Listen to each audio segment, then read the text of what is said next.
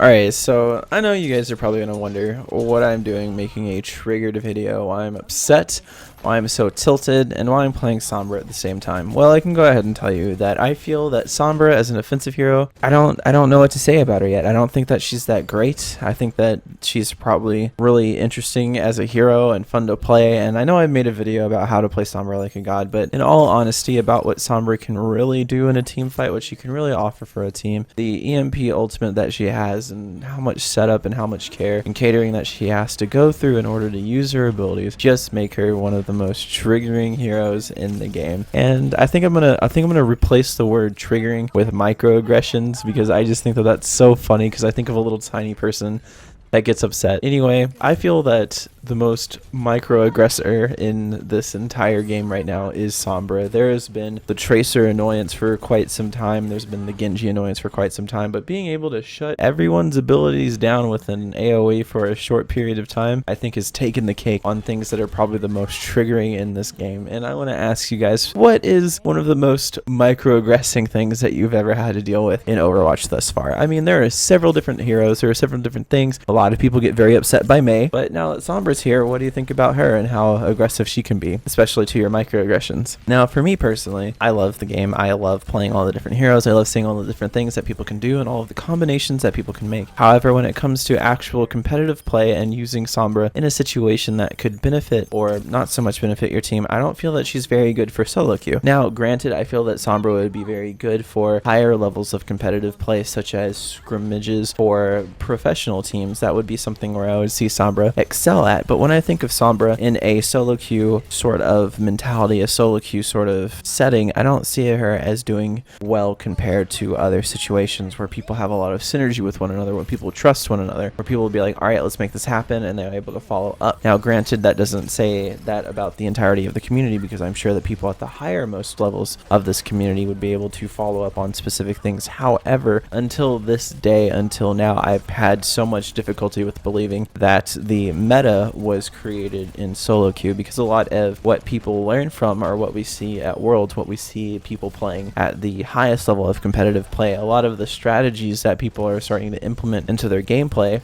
from the highest levels that are slowly working their way down through the elo is from people playing in these high level competitive scrims, and what seems to be the most effective consistently for a specific team. And why is that so triggering to me? I don't think it's bad that people are playing at these higher levels of competitive play. I don't think it's bad that people want to play Sombra in my competitive games. I just feel that people need to take a little bit more time in learning exactly what Sombra does before really trying to pull her into your competitive gameplay style. Now, with all of the different things being said about Sombra, whether or not she's good or bad, from other YouTubers making mention of her abilities and saying that she could be a very good member to a team, it's just one of the many things that people say, and I'm just like, is it really fair to assess Sombra as being completely useless or overtly beneficial to a team yet? Is it fair? I don't think that she's labeled correctly as a hero. I still think that she should be labeled as some kind of builder, not necessarily a defensive hero, but just a builder. And I know that it seems kind of weird because she doesn't necessarily build anything, but she does use a lot of manipulation techniques as opposed to just full force damage or some kind of high damage thing like most of our other offensive heroes do have. For example, Pharah has her rocket barrage where she's able to just quickly wipe an area. McCree has his one-shot ability after a given wind-up. Soldier has his auto lock-on ability, making it significantly easier to aim at people, and the list goes on. It's just, there's so many different things. Even Tracer with her bomb, it's like there's all of these different heroes that are considered offensive have some kind of ultimate, and I didn't even mention Genji, but Genji, Reaper, those two, they have some kind of ultimate that helps them do significantly more damage. Sombra just has something that kind of disrupts for a little bit. That's completely different, but her gun, sure, it has 60 bullets, but you're talking like maybe Bastion damage with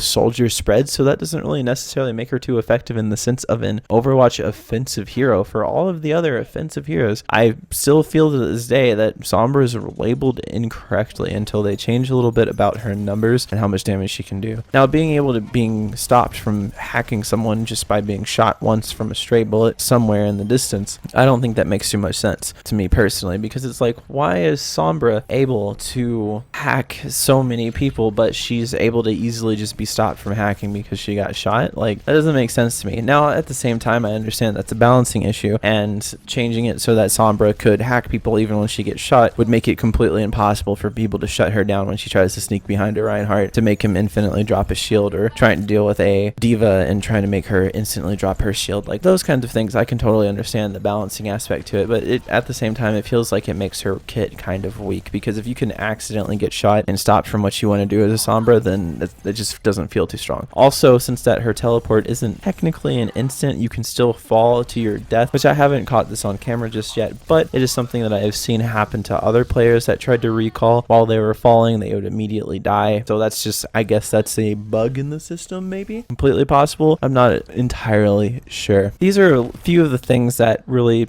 give me some microaggressions about Sombra in general. I feel that, again, she's really interesting to play, but I don't think she's that fun to play yet, because I feel the best strategy, or at least one of the best strategies that I've seen, is you put your recall or your translocator onto a health pack that you've hacked. You run in there, do some damage, and get out. You run in there and do some damage, get out. And you just kind of do that over and over again for the entirety of the match to try and maximize your ability for self-healing, to maximize yourself for getting that damage in, and eventually getting your ultimate so that you can hopefully ult them and cause some kind of havoc in one way or another, like shutting down a Mercy ultimate, or shutting down Zenyatta from getting a good heal in after a Zarya ultimate. There's all these different ultimates that you can try and shut down to get some big damage from your team. Like, I think it would definitely be good if it was in tandem with the Zarya ult. Like, you get the Zarya ult in, then you lay down the Sombra ultimate, and then you can follow up with a Pharah or someone else, just anyone that's able to really deal a lot of damage very quickly and wouldn't otherwise be able to because of the Diva shield, which I feel that Sombra is, of course, a big shutdown to the Diva shield. I think that Sombra is a big shutdown to the Reinhardt shield, but there's so many things that I think Sombra could excel at if she had the ability to, if she's able to just shine, because right now I don't think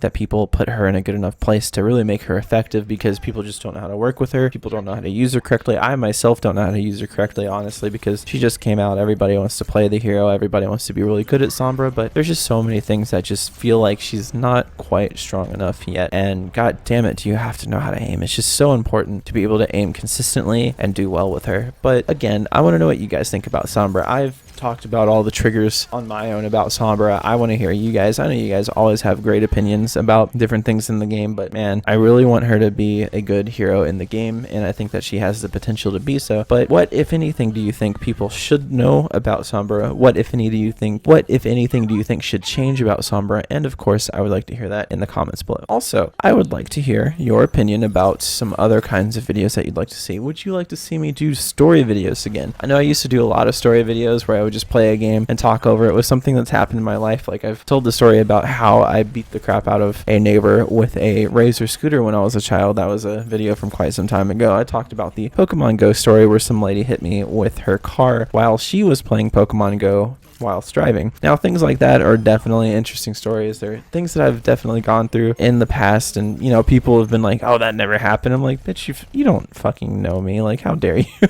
But going on from that, I know people really like the stories, and I wouldn't mind telling them again. I wouldn't mind setting up some really cool things to let you guys hear about my personal life, because I know you guys like to hear about things that I go through, and you definitely like to fill in the gaps between new episodes of how to play like a guide, whether what game it may be for. And you know, I like providing, so of course, if you guys have ideas of what you'd like to see, then I have no problem trying to make those things happen. So of course, guys, if you have any suggestions that you'd like to make, or if you have anything that you'd like to add about Sombra, sure, I'd love to hear it. And as always, guys, thank you so much for watching. I appreciate each and every one of you, and I will see you guys in the next video. All right, peace. Aigey.